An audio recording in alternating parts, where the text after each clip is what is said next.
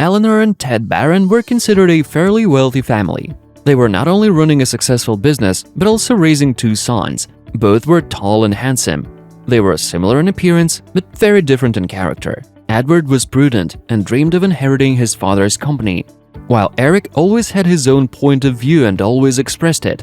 That is why 2 years ago, Edward married the girl his parents had chosen for him. She was also from a rich family, which meant that this marriage could strengthen the Barron's business. As for Eric, he flatly refused to follow in his brother's footsteps and announced that he was going to marry a girl from a simple family. Mrs. Barron was shocked. She did not want to intermarry with some rednecks. The young man's parents also suspected that his fiancée only wanted their money, so they came up with an idea. Meanwhile, Eric and his fiancée Barbara Green were preparing for an upcoming dinner where they planned to introduce their parents. The girl's mom and dad were farmers who had recently moved to New York. And then that day came.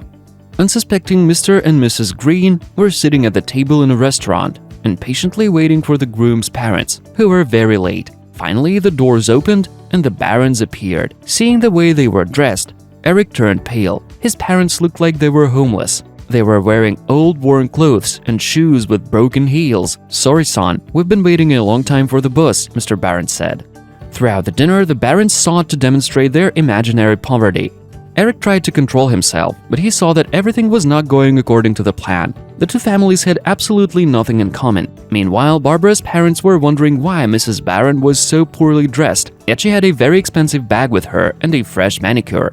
When they realized why such a performance was being played out in front of them, they decided not to spoil the evening and the relationship of their daughter, so they tried to treat the guy's parents with understanding. At home, Eric had an unpleasant conversation. "Son, if you don't break up with this beggar, we will give the company to your brother," said Mr. Barron. "I don't need company. I will not trade our love with Barbara," the guy answered. He packed his things and left, slamming the door.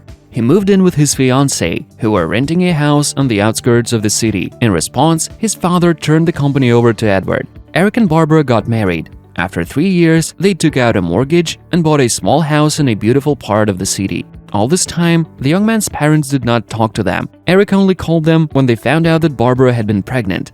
His father told him that Mrs. Barron had had a heart attack and she had been recovering from it for a long time. The young man immediately rushed to the hospital. It turned out that the heart attack was provoked by the news that Edward had brought the company to bankruptcy. The family was now on the verge of poverty. Fortunately, Barbara's parents came to rescue. They took care of the Barrons, surrounding them with care. Relations between two families had quickly improved. The Barrons learned to appreciate friendship and sincere feelings, and together with the Greens, they rejoiced at the birth of a charming granddaughter.